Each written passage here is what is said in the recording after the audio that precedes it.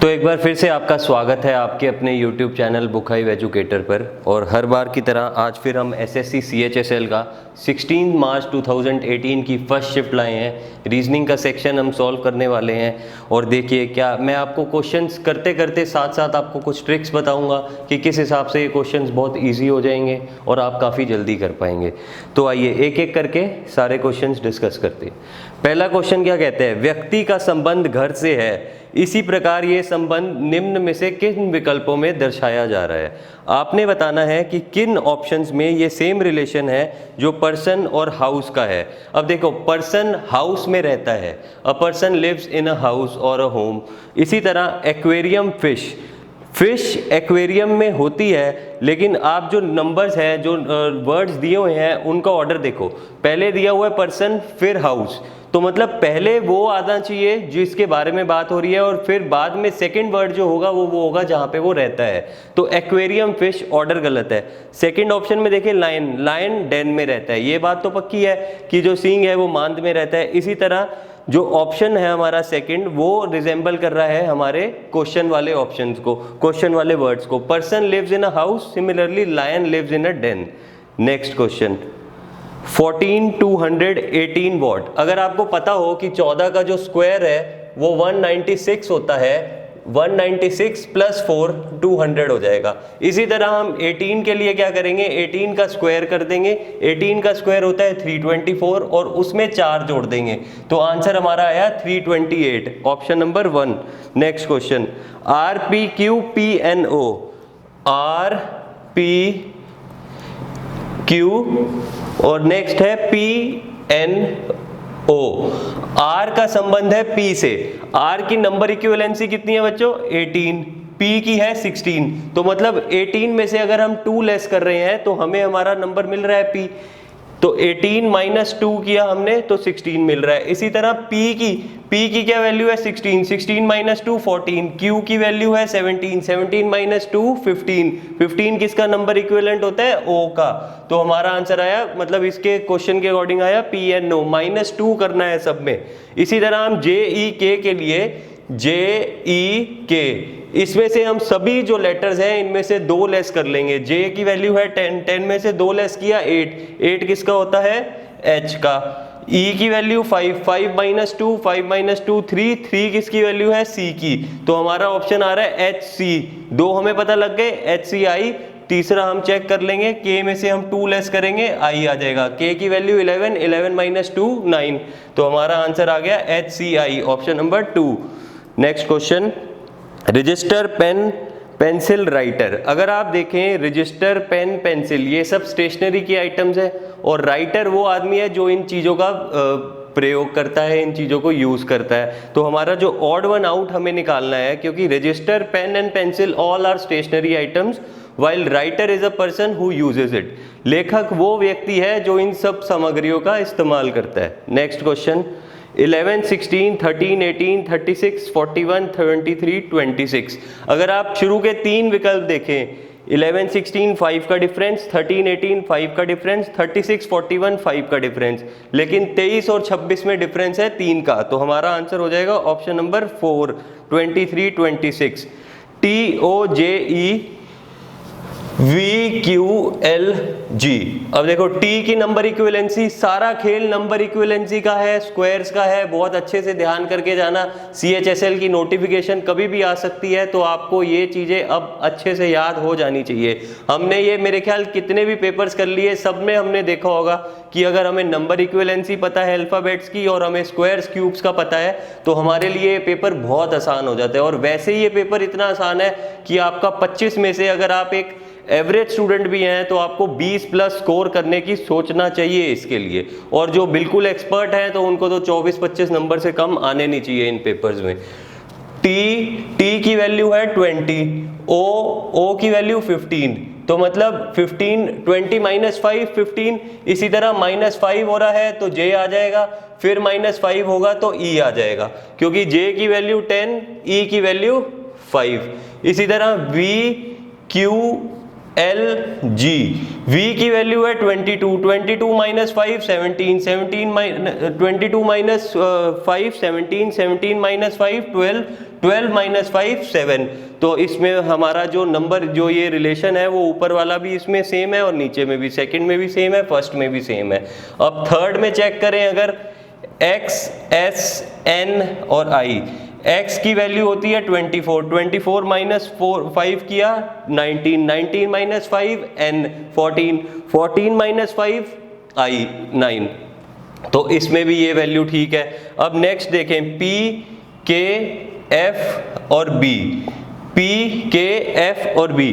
अगर p minus के, p की वैल्यू 16, 16 माइनस 5 किया तो आ गया 11, 11 होती है k की वैल्यू। इसी तरह 11 माइनस 5 किया, f आया 6, लेकिन 6 माइनस 4 करेंगे तो हमें मिलता है 2, 2 किसका नंबर इक्विवेलेंस है, b का। तो इसलिए ऑप्शन यहाँ पे ऑप्शन नंबर 4 गलत है, क्योंकि बाकी सब में -5 हो रहा है सभी नंबर्स के, सभी लेटर्स के बीच में, लेकिन जो ऑप्शन नंबर 4 है उसमें पहले दो में तो -5 हो रहा है, लेकिन जो f और b में जो डिफरेंस है वो -4 का है, -5 का नहीं है।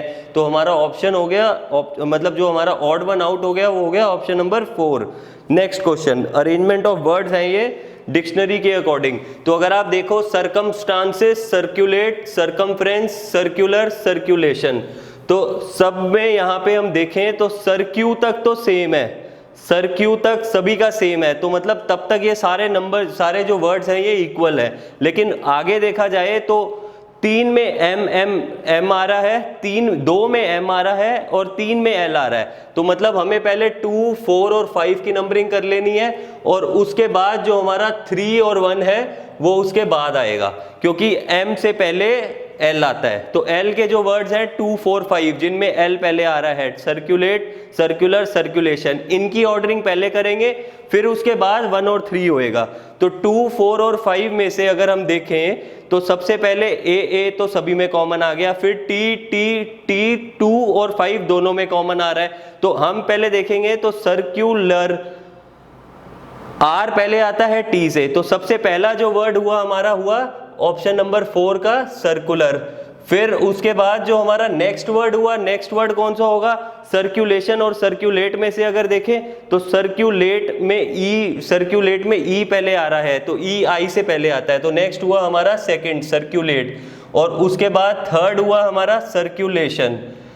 ये तो हमारे हो गए सर्कुलेशन वाले नंबर्स, वर्ड्स तक के। अब नेक्स्ट जो है सर्कमस्टांसेस और सर्कमफ्रेंस। सर्कम में ये दोनों कॉमन हो गया, एफ पहले आता है एस से, तो थर्ड हमारा हो गया सर्कमफ्रेंस, और जो फिफ्थ वर्ड हो गया वो हमारा हो गया सर्कमस्टांसेस। तो हमारा जो ऑर्डर निकल के आया है 4 2 5 3 1, 4 2 5 3 1, ऑप्शन नंबर 2।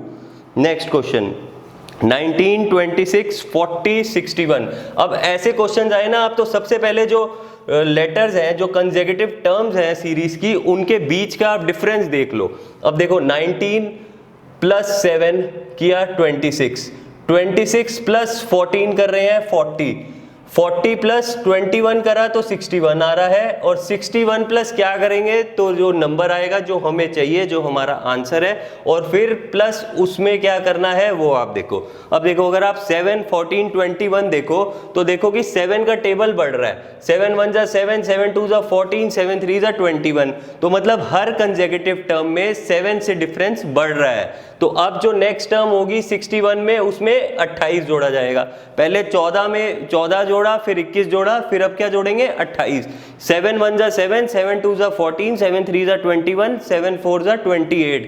तो मतलब हमने 28 जोड़ा, 61 प्लस 28 किया तो हमें आंसर मिला 89। अब देखें कि हमने जो लॉजिक देखा है या सोचा है वो ठीक है या नहीं है। उसके लिए आप 28 प्लस 7 करो, कितना होता है 35, उसको 89 में जोड़ो। अगर 89 प्लस 35 124 आ रहा है तो हमारा लॉजिक सही था। अब देखो 89 प्लस 35 किया तो हमारा आंसर आ रहा है 124। तो मतलब हमने जो लॉजिक लगाया था वो बिल्कुल सही था। इसका आंसर है 89, option number 1। Next question YZVW।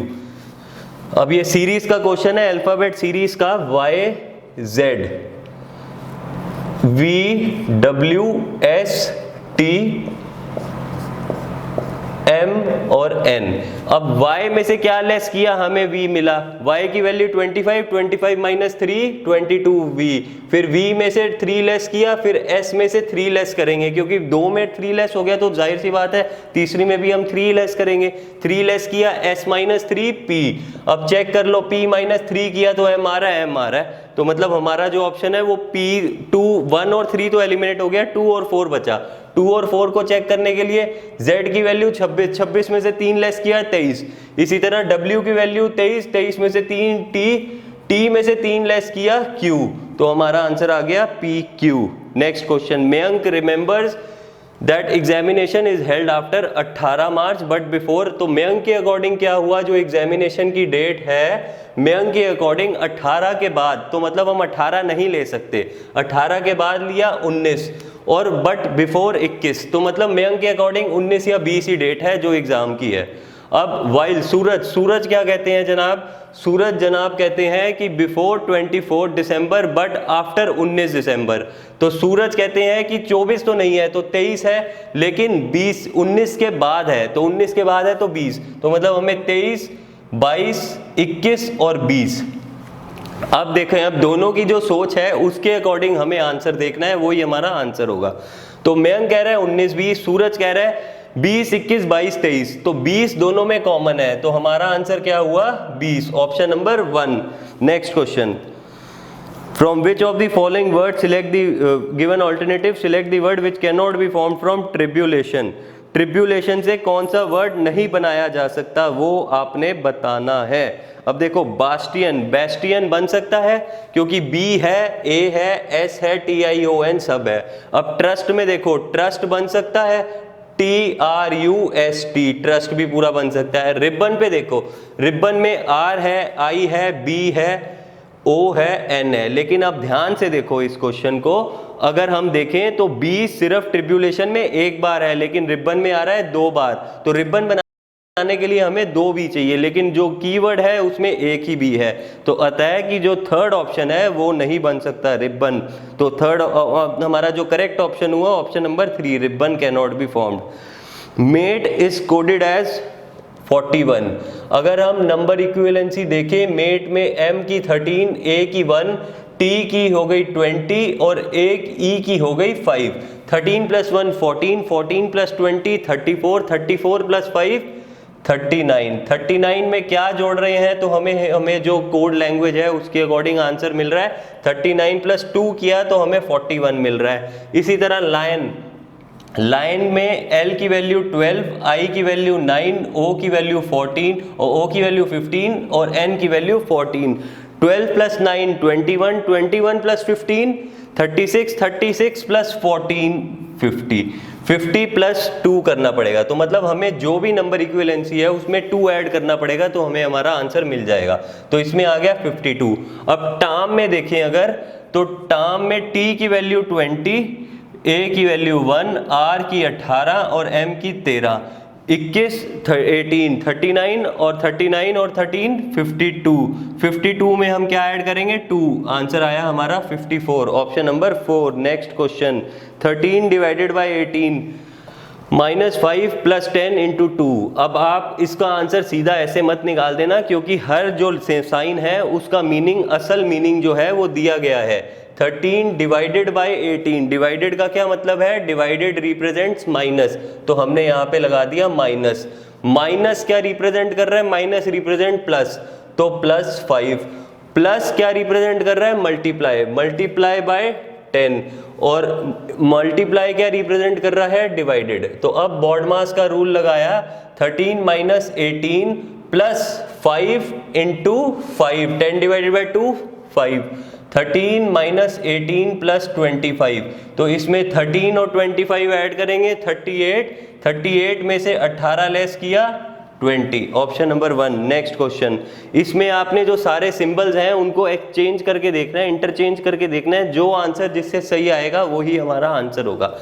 15 divided by 4, पहले हम एक्सप्रेशन लिख लेते हैं, 15 डिवाइडेड बाय 4 + 10 - 10 डिवाइडेड बाय 14, 10 आना चाहिए। तो अगर हम माइनस और प्लस को चेंज करें, अगर हम देखें माइनस और प्लस को चेंज किया जाए, माइनस की जगह प्लस आ जाए, प्लस की जगह माइनस आ जाए, तो 15 into 4 minus 10 plus 10 divided by 14।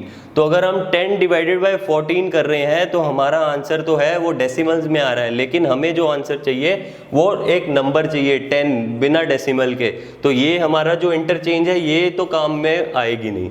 तो नेक्स्ट जो हमारा है प्लस और डिवाइड, प्लस और डिवाइड की अगर हम स्थान चेंज करें तो 15 into 4 divided by 10 minus 10 plus 14।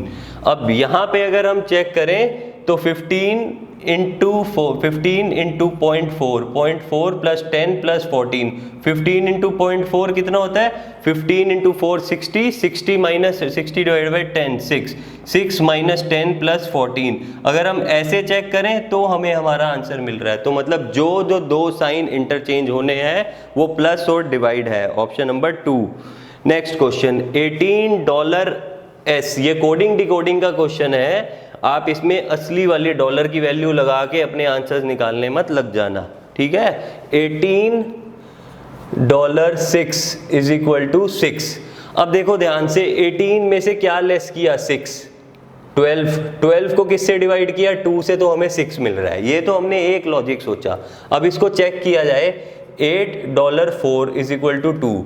अब 8 में से अगर हमने 4 लेस किया 4 को उसी 4 को 2 से डिवाइड किया तो 2, तो आंसर हमारा मतलब जो हमने लॉजिक सोचा है वो सही है।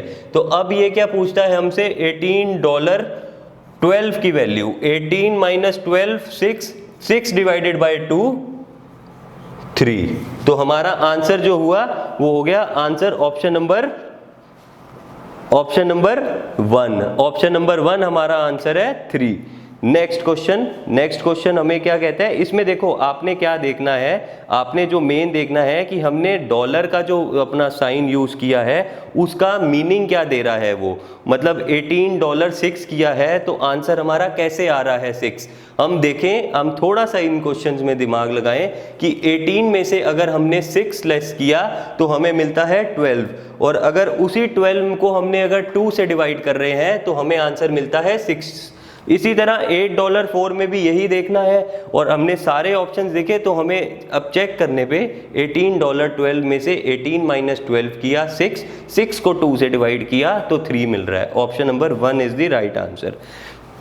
अब ये कॉन्टिन्यूस सीरीज का क्वेश्चन है, इसमें क्या करता है PQQ फिर सारी बार P। तो अब देखो Q की वैल्यू पहले सेकंड पे है फिर थर्ड पे है, सेकंड टर्म में यही वैल्यू थर्ड पे है फोर्थ पे है, पहले सेकंड थर्ड थी, फिर थर्ड फोर्थ हुई, फिर फोर्थ फिफ्थ हुई, फिर फिफ्थ सिक्स्थ हुई, फिर सेवेंथ एट्थ हुई। तो अब जो नेक्स्ट जो टर्म आएगी उसमें Q की वैल्यू इकट्ठी होगी और लास्ट में होगी। तो ध्यान से चेक करें ऑप्शंस को, तो ऑप्शन नंबर 4 जो है उसमें Q की वैल्यू दोनों साथ में है, तो हमारा आंसर हो जाएगा option number 4। Next question distance direction का क्वेश्चन है। Women starts walking from her village, मतलब उसने अपने विलेज से चलना शुरू किया टाउन की तरफ। She walks 4.5 kilometre north, 4.5 kilometre वो नॉर्थ उत्तर की दिशा में गए। उसके बाद then turns west and walks 2 kilometre, west गए 2 किलोमीटर और चले 2 किलोमीटर चले, फिर उसके बाद then turn south and walk 4.5 kilometre, मतलब पहले वो वेस्ट जाके 2 किलोमीटर मुड़े, 2 किलोमीटर गए, फिर उसके बाद 4.5 किलोमीटर नीचे आ गए, 4.5 किलोमीटर साउथ में आए, तो मतलब वो अपनी जो पुराना जो स्थान था विलेज था उसकी स्ट्रेट लाइन के बीच में आ गए, जो मतलब 4.5 ऊपर गए 4.5 ही नीचे आ गए, तो मतलब वो स्ट्रेट लाइन के डिस्टेंस पे आ गए। अब then turns to her right and walk 6 kilometre. अब यहाँ पे लॉजिक देखना है आपने कि जो साउथ में तो यहाँ तक आ गए, उसके बाद अब वो इस डायरेक्शन में खड़े हैं and then she turns to her right मतलब आपने साउथ की तरफ होके देखना है, साउथ की तरफ होके देखोगे तो इस डायरेक्शन में देखोगे, नॉर्थ की तरफ होके देखोगे तो इस डायरेक्शन में देखोगे। अब साउथ से वो राइट गए, साउथ से राइट गए, कितना राइट गए 6 किलोमीटर, तो 6 किलोमीटर तो मतलब 2 किलोमीटर पहले ये था और 6 किलोमीटर ये था, और अब वो पहुंच गए टाउन में। तो अब हमें क्या पूछ रहा है कि where is she now with respect to her starting point. तो ये थी उसकी स्टार्टिंग पॉइंट और अब ये यहाँ पे है। तो स्टार्ट मतलब अब वो जाहिर सी बात है कि वो वेस्ट डायरेक्शन में है और कितना वेस्ट है 6 + 2, 6 + 2 8। तो मतलब she is 8 kilometre west to her starting point. Answer है ऑप्शन नंबर 4। स्टेटमेंट कंक्लूजन का क्वेश्चन है ये। No shoes are boots. Shoes और बूट्स में कोई रिलेशन नहीं है। ये शूज हैं, ये बूट्स हैं। अब नेक्स्ट क्या कहता है, नो स्निकर्स आर शूज। अब कोई स्निकर शूज नहीं है। अब देखो हमें स्निकर और शूज का और शूज और बूट्स का रिलेशन पता है, हमें स्निकर और बूट का कुछ भी रिलेशन नहीं पता। तो अगर कंक्लूजन में कुछ भी स्निकर और बूट का कंक्लूजन आ रहा है तो वो हम नहीं डिराइव कर सकते, क्योंकि हमें स्निकर और बूट्स का कोई भी रिलेशन नहीं पता। तो कंक्लूजन पहला क्या कहता है, सम बूट्स आर स्निकर्स, हमें नहीं पता, ये पता नहीं है, हो सकता है या नहीं हो सकता। और second conclusion all sneakers are boot, ये भी हमें नहीं पता कि ये हो सकता है या नहीं। तो हमारा आंसर हो गया option number 4, neither conclusion 1 nor conclusion 2 follows. Next question क्या कहता है लॉजिकल वेन डायग्राम का। ये क्वेश्चन कहता है कि रेक्टेंगल रिप्रेजेंट रिपोर्टर। जो रेक्टेंगल है वो रिपोर्टर को दर्शाता है, सर्कल आर्टिस्ट को, ट्रायंगल माउंटेन क्लाइंबर और स्क्वायर फुटबॉल को। जो स्क्वायर है वो फुटबॉल को। तो अब हमसे क्या पूछता है, which set of letter represent reporters who are mountain climbers. हमें क्या बताना है कि रिपोर्टर हु आर माउंटेन।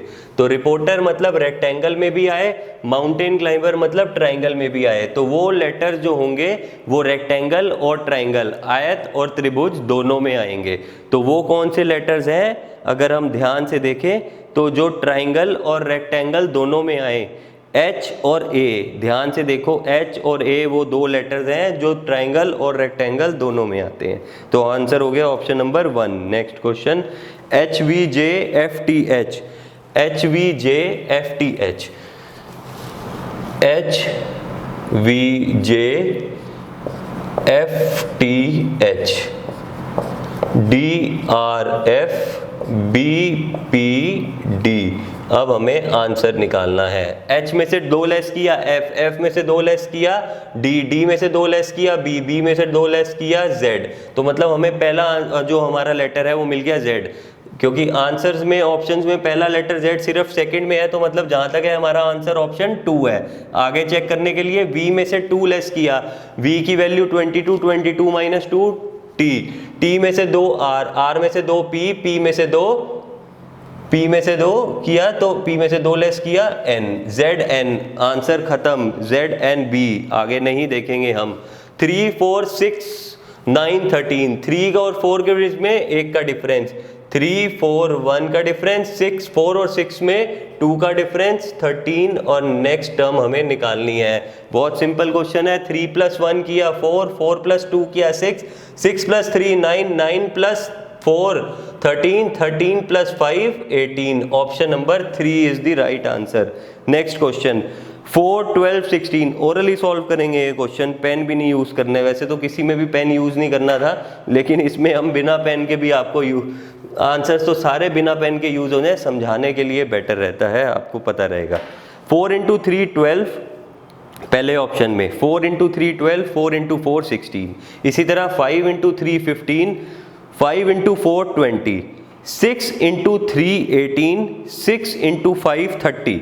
तो मतलब हम देखें, अगर पहले जो लेटर, पहला जो नंबर है उसमें पहले हम 3 से मल्टीप्लाई करें, फिर बाद में उसको 4 से मल्टीप्लाई करें। लेकिन जो थर्ड ऑप्शन है उसमें 6 को 3 से और 6 को फिर 5 से। तो मतलब जो इसमें जो लॉजिक फॉलो हो रहा है वो 1, 2 और 4 में से डिफरेंट है। 4 में भी यही हो रहा है, 9 × 3 27, 9 × 4 36। लेकिन जो थर्ड ऑप्शन है उसमें 6 × 3 हो रहा है और और फिर बाद में 6 इंटू 5 हो रहा है, 6 इंटू 4 होना चाहिए था। तो आंसर है ऑप्शन नंबर 3। मिरर इमेज का क्वेश्चन है, यहाँ पे सोचो आपने मिरर लगाई हुई है, यहाँ मिरर लगाओगे तो पूरा इस तरफ घुमाना है, पूरा इस तरफ घुमाओगे तो जो ये सर्कल है ये नीचे रहेगा और मिरर के पास रहेगा, क्योंकि इधर भी मिरर के पास है। तो कौन सा ऐसा ऑप्शन है जिसमें इन दोनों में तो ऊपर है, ये 2 और 4 तो एलिमिनेट हो गए। अब 1 और 3 में मिरर के पास होना चाहिए सर्कल को, लेकिन जो थर्ड ऑप्शन है उसमें सर्कल दूर हो रहा है, तो थर्ड एलिमिनेट हो गया। आंसर है ऑप्शन नंबर 1। अब which of the cube can not B form, अगर हम ध्यान से देखें इन क्यूब्स के क्वेश्चन को, हम देखेंगे कि जो ये क्यूब नंबर 4 है, ऑप्शन नंबर 4 की, वो नहीं बन सकती, क्योंकि इसको अगर हमने क्यूब की तरह अरेंज किया तो जो ये वाला साइन और प्लस ये दोनों साथ में नहीं आ सकते, ये दोनों आपके डायगोनली ऑपोजिट होंगे। नेक्स्ट ये मैट्रिक्स का क्वेश्चन है। मैट्रिक्स के क्वेश्चन में क्या पूछता है हमें, रेन की वैल्यू। तो आर की वैल्यू कितनी हुई, आर की वैल्यू पहली मैट्रिक्स में नहीं है, सेकंड मैट्रिक्स में देखा तो आर की वैल्यू आ गई 76 और 96, दो ही वैल्यू है 76 96। 76 आ रहा है आंसर कहीं पे, अगर हम देखें ऑप्शन 2 में ही आ रहा है, तो हमें आंसर तो एक ही बार में मिल गया, लेकिन फर्दर चेक करने के लिए ए की वैल्यू कहाँ आ रही है, मैट्रिक्स 1 में 1 0 और फिर 1 4, मैट्रिक्स 2 में कहीं नहीं है। बस इसके आगे बढ़ने का फायदा नहीं है, ये अननेसेसरीली टाइम वेस्ट होगा। आप चेक कर लो, 7 6 आ रहा है, 9 6 तो कहीं पे भी नहीं है, ठीक है। हमने जो लॉजिक होगा उसमें भी रेन के अकॉर्डिंग ही आएगा, तो आर की वैल्यू 7 6 9 6 आ रही है, 7 6 9 6 किसी और ऑप्शन में नहीं है, सिर्फ ऑप्शन नंबर 2 में है। तो 7 6 किया हमने पहला, और दूसरा चेक किया 10 और 14, तो 14 भी आ रहा है ऑप्शन नंबर 2 में। आप आगे भी चेक कर लो, लेकिन वैसे यहाँ तक ही आंसर निकल जाता है। रेन आई में, आई किसकी वैल्यू आ रही है, आई की वैल्यू है 3 3 और 3 4, 3 3 3 4, 3 4 वैल्यू आ रही है। तो हेंस हमारा जो रेन की वैल्यू है 76 14 34 59। मैट्रिक्स के क्वेश्चन में सिर्फ आपको जो नंबर्स हैं उनकी वैल्यू देखनी पड़ती है, और वैल्यू ऐसे देखते हैं कि पहले आपकी रो फिर कॉलम। अगर हमने देखो आर की वैल्यू यहाँ पे आ रही है, पहले हमने देखा रो 7 और फिर कॉलम देखा 6, तो हमने पहले रो देखी 7 और फिर 6, तो इसलिए एक 76 एक 96, बस ये छोटा सा लॉजिक है इसमें। तो ये थे 25 एसएससी सीएचएसएल के क्वेश्चंस, रीजनिंग के क्वेश्चंस थे जो प्रीवियस ईयर एग्जाम्स में आए हुए थे। सीएचएसएल का हमने पेपर डिस्कस किया, ये पेपर डिस्कस करने बहुत ज़रूरी हैं। जब भी आपकी सीएचएसएल की नोटिफिकेशन आने ही वाली है, जब भी एग्ज़ाम डेट फिक्स हो जाए, बल्कि आपको पहले से ही शुरू कर देना चाहिए, और एंड में ये रिवाइज करके ज़रूर जाना, क्योंकि इसमें से पैटर्न आपको पता लग जाएगा, डिफिकल्टी लेवल पता लग जाएगा, आप पेपर में बहुत इजीली अटेम्प्ट कर पाओगे। तो ये हमारे तरफ से आपके लिए 25 क्वेश्चंस थे। हमारे चैनल को लाइक सब्सक्राइब और शेयर करना ना भूलिए, बेल आइकन को भी प्रेस कीजिए, जितना मैक्सिमम हो सकता है शेयर कीजिए। बहुत मेहनत हो रही है आपको ये सब लेक्चर्स लाने के लिए, बहुत नए नए क्वेश्चंस ला रहे हैं हम आपको प्रैक्टिस करवाने के लिए। आप शेयर सब्सक्राइब नहीं करेंगे तो ज़्यादा से ज़्यादा बच्चों तक ये पहुँच नहीं पाएगा, ठीक है। तो आप तब तक के लिए ये तैयारी करिए इसकी, और पेपर्स हम लाएंगे, मैथ्स जीके इंग्लिश रीजनिंग सभी के आपके पास पेपर्स आ रहे हैं, बस आप तैयारी करते रहें, सब आपको इसी प्लेटफॉर्म पे मिलेगा, ठीक है। All the best.